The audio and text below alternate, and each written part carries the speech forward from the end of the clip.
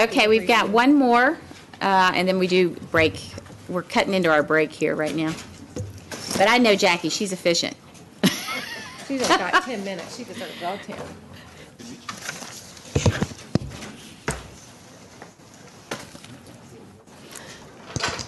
Thank you, Madam Chair.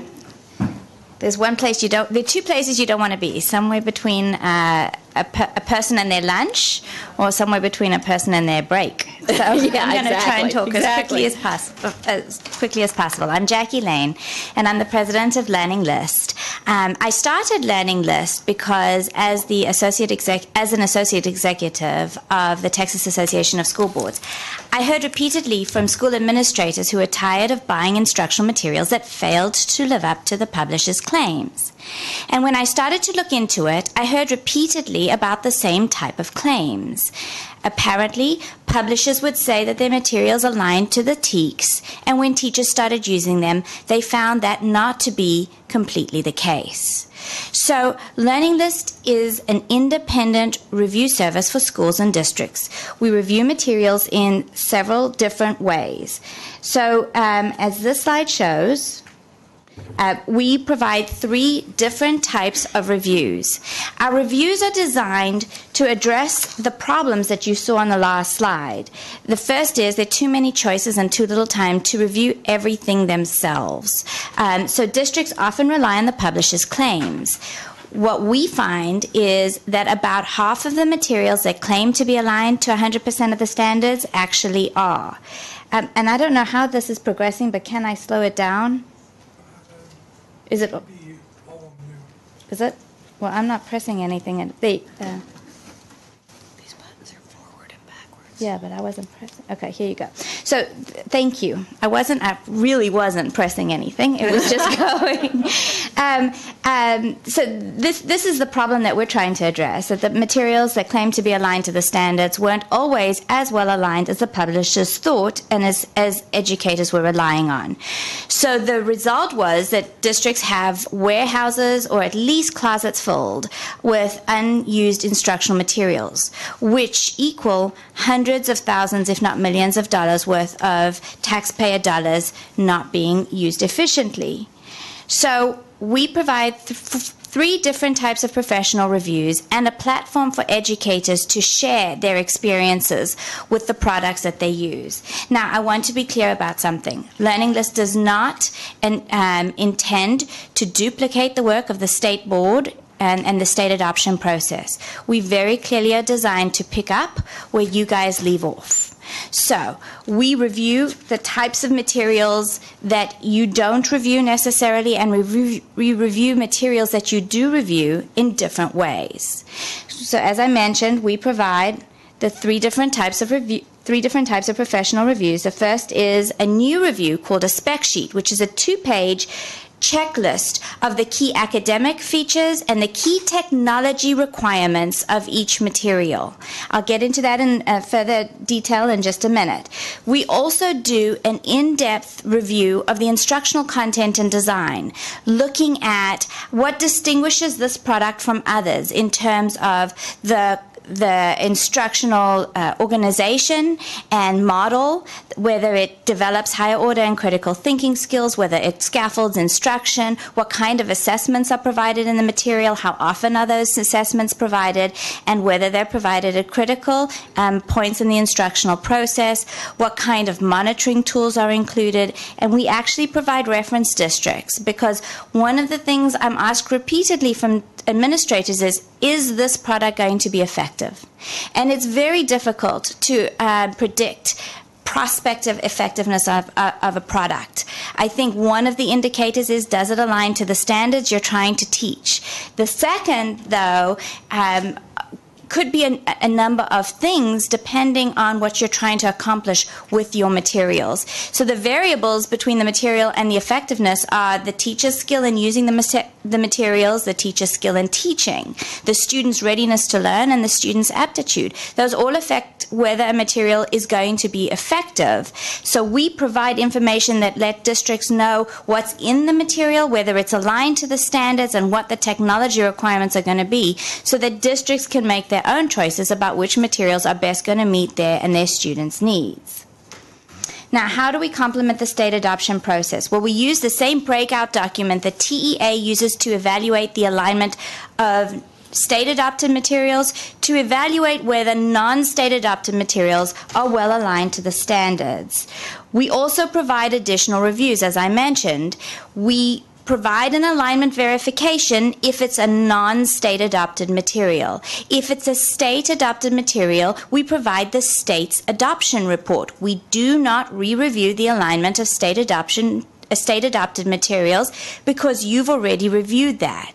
But for state adopted and all other types of materials, we provide the editorial review, the spec sheet, and the subscriber ratings and reviews to help districts get a more comprehensive look at the instruction and the content and design of each product. The latest review that we've added is, as I mentioned, our spec sheet. I'm not going to go through all of the criteria, but this is a new review we designed to address specific issues our subscribing districts were having. And the biggest issues we've been hearing are the issues of integrating the products into the district's technology infrastructure. So we look at 6 different academic criteria and look at whether the material addresses different characteristics within each of those criterion. And then we look at 6 technology criteria. And one of the technology criteria, number 4, is which devices does it work on? And then another one is which operating system and browsers does the material work on. So for districts that are small, and as we heard earlier, the principal is the bus driver, the principal, and the instructional materials coordinator, they don't have time to check whether the material is going to work on their school's technology or devices, and they may not know the questions to ask. So we've done that for them as a starting place for their own adoption process. The next thing we do is we review additional types of materials that the state doesn't necessarily review. So we review comprehensive materials, some of which have not been submitted for state adoption. We review lots and lots of supplemental products, products for RTI, products for credit recovery, products for certain specific student populations. We've also, due to subscriber demand, started reviewing test prep materials and test banks. And we are reviewing AP materials for alignment to the AP course frameworks, the revised frameworks. But for social studies, because the state board is mandating that districts show that they have made sure that their AP social studies materials also align to the TEKS, we're reviewing the materials of the social studies AP materials for alignment to the TEKS as well, so districts don't have to go through that arduous task. One of the key differences between Learning List and the state's adoption process is that we're a service. Subscriber demand drives our reviews. So we try to review what our districts ask us to review. They can ask us to review products they're interested in, and they can ask us to review products they're already using. And that's because, as the last point mentions, our reviews are not just designed to help districts select the best materials for their students, but it's also designed, our alignment reports are designed as instructional resources to help districts quickly identify which parts of the material are truly aligned to each standard and which may not be aligned, so that they can use the aligned sections and thus be more efficient and effective in their use of materials. We also have tools on our site to make the reviews actionable. You can compare the alignment of multiple materials at one time. You can compare the vertical alignment of one product over multiple grade levels. You can compare product information of multiple products you're thinking about buying, just like you can in every other industry. Learning List brings that to the instructional materials world. And last but not least, a key difference between our service and the state's adoption process is ours is an organic review process. Publishers can submit new content for us to review every 6 months, so that we make sure that our reviews are as up to date as we can possibly make it with the materials being sold in the marketplace. This is key, particularly given a quickly evolving marketplace like we have now, with digital content being changed so fast.